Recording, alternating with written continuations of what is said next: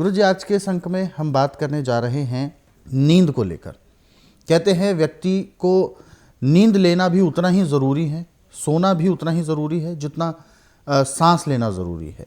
तो मैं सबसे पहले ये जानना चाहूँगा कि आखिर नींद हर एक व्यक्ति लेता है, रात को सोना होता है, लेकिन कभी कभी ऐसा देखा जाता है नींद उड़ जाती है। यानी एक कहावत है, नींद उड़ जाती है। इसका मतलब सीधा ये है कि नींद नहीं आती है, नींद पूरी नहीं होती है, आँखों में नींद होती है और व्यक्ति थकाव भी होता है, लेकिन सोने पर उसको आराम नहीं मिलता, वो नींद उसकी पूरी नहीं हो पाती। तो सबसे पहले मैं आपसे ये जानना चाहूँगा कि नींद व्यक्ति के लिए कितनी ज़रूरी है और कितनी यानी कितने समय के लिए उसको नींद लेनी चाहिए, क्या होना चाहिए इसकी पूरी बैलेंसिंग? देखिए, अनिद्रा रोग सबसे खतरनाक रोग है। अच्छा। जैसे हम मोबाइल को चलाने के लिए बैटरी चार्ज करते हैं और बैटरी आपकी फुल है तो आपकी बातचीत बढ़िया होती है, आपको सिग्नल पूरे मिल रहे हैं जी। परंतु यदि आपकी बैटरी कमज़ोर पड़ जाती है, बैटरी पूरी नहीं, तो आपको रुकावटें आती हैं। यही प्राणी के शरीर का काम है। यदि आपको 6 से 8 घंटे निद्रा पूरी आ रही है तो आपको शरीर में किसी किस्म की थकावट, किसी किस्म की परेशानी नहीं होगी।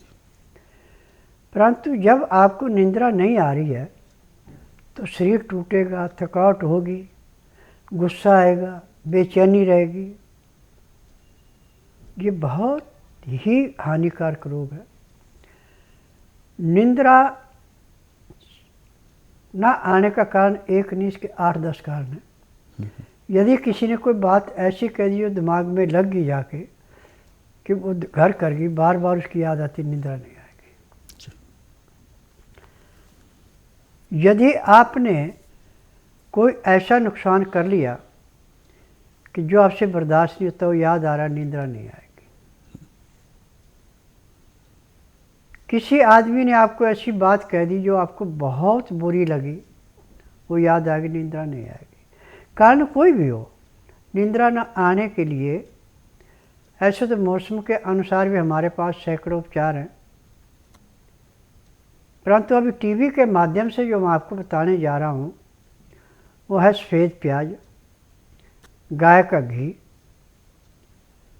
बैंगन, सिंधा या काला नमक, काली मिर्च, जीरा, दालचीनी और सौंठ। आप बैंगन ला करके पहले उसको आग पे गर्म करें, यानी उसका छिलका जला दें। अब अंदर का जो उसका गुद्दा, उसको अच्छी तरह आप सिलबट्टे पे, डोरी डंडे से या मिक्सी में ग्राइंड कर लें। अब सफ़ेद प्याज को लेके आप गाय के घी में काट करके बैंगनी बादामी रंग का कर लें। जब बादामी रंग का हो जाए तो इसके अंदर अब आप जो भरता आपने पीस रखा है उसको डाल दें और हिलाते रहें। अब इसके अंदर आप काला नमक, काली मिर्च, जीरा भून के पीस के, दालचीनी, सौंठ, थोड़ी अजवाइन मिला के उसको अच्छी तरह मिला दें। और जब आपका ये पूरा पक जाए, सब चीज़ें मिल जाए, तो नीचे उतार लें। और जो भी आपने खाना खाना है, चाहे कोई भी खाना खाएं, उस नाज का छिलका नहीं उतारा होना चाहिए। छिलके के साथ नाज लेना। जो आप मिलों का आटा लेते हैं, आटा नहीं चलेगा। अब आप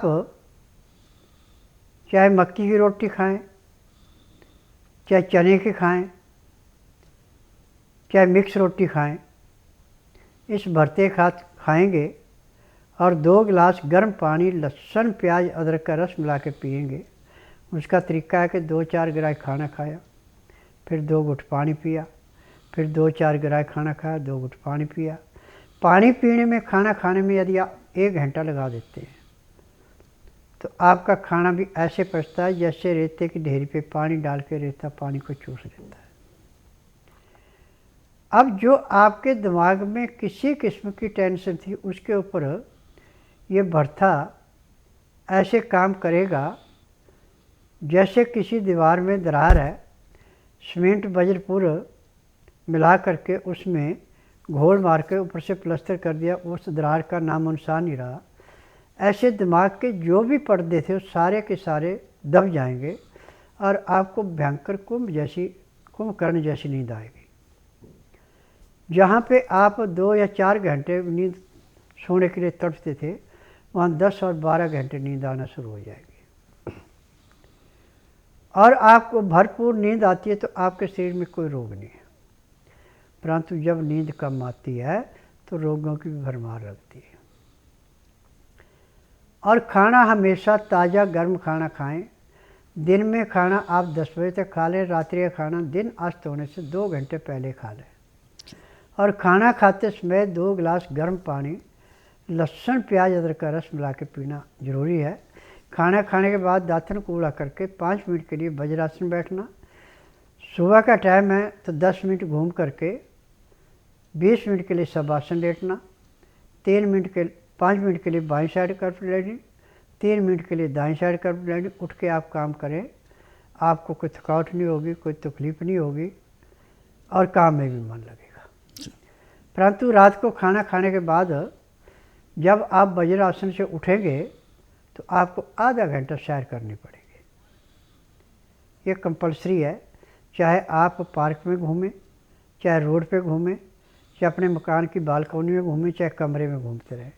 आधे घंटे के बाद आप विश्राम करके चाहे परिवार से बातचीत करें, चाहे रिश्तेदारी में बातचीत करें, चाहे पड़ोस में करें, चाहे धार्मिक किताबें पढ़ें, चाहे धार्मिक सीरियल देखें, वो आपकी इच्छा है।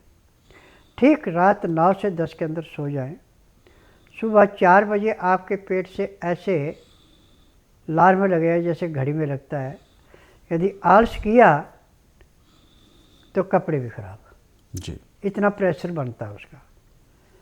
और जब आप पेट साफ करने जाएंगे, पेट पहले साफ होगा, पेशाब बाद में आएगा और एक ही प्रेशर में पूरा पेट साफ होगा। वहाँ पे आपको 10 या 15 मिनट बैठने की ज़रूरत नहीं है। पेशाब आने में टाइम ज़्यादा लगेगा, पेट साफ होने में टाइम लगेगा। उसके बाद आके दातन कूड़ा करके आधा घंटा कपाल भाती, 15 मिनट भस्त्रिका, 8-10 बार अग्निसार, 15-20 बार उज्जयी, 25-30 बार ब्रह्मणी, 1 घंटा लोन विलोम करना अति आवश्यक है।